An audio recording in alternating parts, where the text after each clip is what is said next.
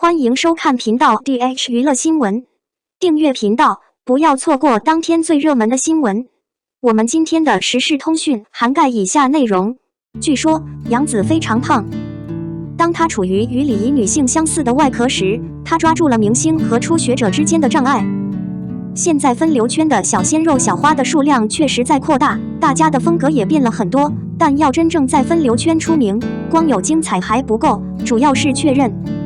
只要有你的承认，每个人都会真正记得你。虽说少数艺人不是特别喜闻乐见，但每个人都会对他们产生极其深远的影响，比如周冬雨、杨紫等人，都有自己的特质。不论是颜值还是演技，杨紫在同龄艺人中都是非常厉害的，知名度也是一般的优秀。以童星身份被带入世间的杨紫，从小就演过很多巨星，所以她的演技当然是应该说的。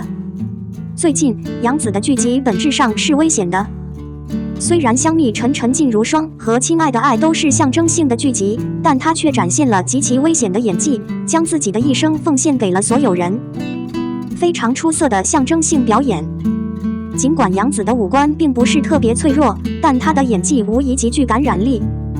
她笑的时候有两个甜甜的酒窝，她的哭戏让每个人都精力充沛。发现自己不是特别可爱，杨紫最近越来越瘦了。看得出来，杨紫现在瘦了很多，对越来越多的工作也有了一定的掌控力。反正网络上黑杨紫的人还是挺多的，就是身材不够好等等。真实情况方面，由于现在是镜中胖10斤，女明星们都在疯狂尝试变瘦上镜，身材都变好了。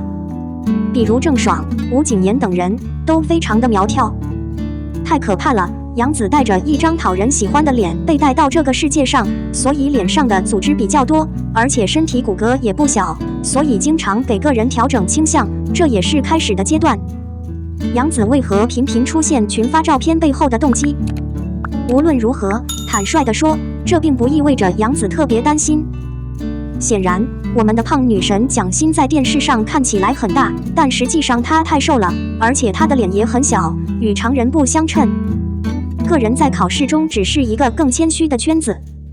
随后，相机真的很明显是假的，它依赖于个人的身体和一般来说独特的倾向，它实际上依赖于粗略的图片。综合考虑，粗略的图片是了解一个人真实身体的最有效方式。最近，杨紫去了一个断断续续的场合，我们可以看到她穿着一件绿色的雪纺衬衫和一条白色的鱼尾裙。这是一套非常新的衣服，她是附近一位甜美美丽的小姐姐。这件衣服有点扎实，不过好在杨紫的人品特别新，整体状态也很好，所以还是很能控制的。要知道，鱼尾裙是试穿什么身材，杨紫却是控制的不错，可见她的身材还是可以的。此外，在节目中，杨紫和习惯小姐还发现了衬衫，我们可以看到习惯小姐同样穿着一条白色的鱼尾裙，但长度更长。习惯小姐的档次不低，既然是习惯小姐，就意味着身材、层次、长相都还可以，但显然习惯小姐驾驭鱼尾裙是极具挑战性的，而且杨紫的骨架比习惯小姐身体也特别瘦。看到这里，你就真的可以体会到女明星其实都是欠瘦的。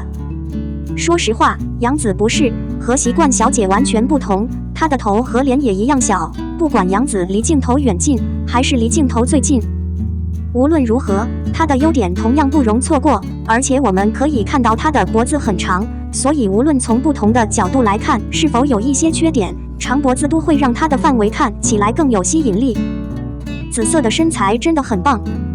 此后，节目组又迎来了几位粉丝上台。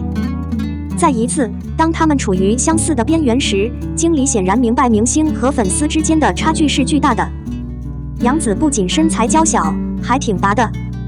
不管她是否待在那里闲着，她特别善变。她的头也很小，显然这也与她最近越来越瘦的进展有关。它是连接的，看得出来，杨紫真的是在不断的弯腰。还有一张杨紫的头像被路人无意拍到。杨紫的这个侧脸真的是有点像小公主，强大又敏感。她的鼻子弯曲而精致，与她的脸部线条相得益彰。整体搭配得很好，而且杨紫的五官结构一目了然，即便是在这么模糊的粗略画面中，也能清晰地感受到五官的结构。这同样说明了杨紫的脸型总体上还是不错的，虽然她是有组织的喇叭，但脸是伟大的。还有人拍了杨紫的背影，我们可以看到这件衣服，杨紫也有绿弓。不得不说，太幼稚了，本质上是个小公主。从后面看，杨紫也格外的脆弱和轻盈，实际情况是杨紫还是有肉的，所以她的身材是有曲线的。如果太瘦，就变成完全没有曲线的身材，也不好看。你觉得呢？现在大家对女明星的要求是越来越严格了。要知道，以前的审美还是要正常很多，但是现在很多人喜欢的是折断骨感的身材，但是这样的身材是很不健康的。放在现实中，人生看瘦到要命，连拥抱的时候都会觉得自己握着一根骨头。但带点肉感的女明星还是很值得珍惜的。不知道大家对这个杨紫怎么看？欢迎在评论中发表意见，小讨论02犯罪剧《无名之罪》来袭，王景春、张艺兴主演，有望超越《风雨如磐》。去年，由孙红雷、张艺兴、吴越、刘奕君等一众知名演员主演的犯罪剧《黑暗风暴》的上映，引起了一些关注。其中就有标志性演员张艺兴，他在剧中的演技竟然不落后于老演员。据说张艺兴是孙红雷推荐参演这部剧的，但事实证明，长相帅气的张艺兴演硬汉不让人出戏，这也证明了张艺兴的演技真是太有才了。如今，张艺兴又将出演一部犯罪题材的电视剧，名为《无名之罪》，而凭借之前的明珠，人们对张艺兴在剧中的表现充满信心。该剧讲述了2006年发生在白川市的恶性连环杀人案。冷小兵在例行巡查时意外遇到凶手，但他是警队新人，没有实战经验，无法射杀凶手，导致凶手逃跑失踪。2016年，另一名警校毕业生夏木加入团队，在他与冷小兵的日常调查过程中，意外发现了他们正在调查的案件，线索逐渐向白川案的最后一名受害者重叠，追查多年未果的白川案凶手终于被揭开。张艺兴在剧中饰演的角色很有可能是夏木，因为他的搭档是演员王景春，而且从年龄上看，冷小兵比夏木大。在刑侦剧方面，张艺兴只出演过前面提到的《黑色风暴》，并取得了不小的成功。张艺兴在之前的民国剧《老九门》、都市剧《好先生》等作品中也展现了可圈可点的演技。虽然主要身份是歌手和舞蹈演员，但总体来说，张艺兴的演技还是不错的，这次有望再次带来突破性的表现。王景春饰演的另一名刑警冷小兵是个非常年轻的角色，49岁的王景春乍一看有点不合常理。该剧由著名导演陈妍执导，曾执导过《我的前半生》、《辣妈》等经典作品，以及期待已久的电视剧《繁花似锦》，肯定已经获得了额外的保险。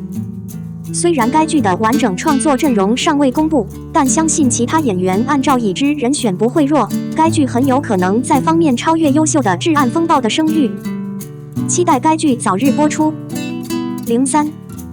2022年豆瓣评分50万以上的4部作品，你最喜欢哪一部？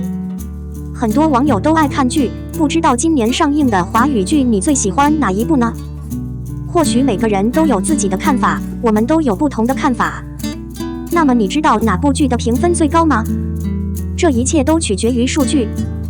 有人发现2022年收视率超过50万的剧有4部，分别是哪几部？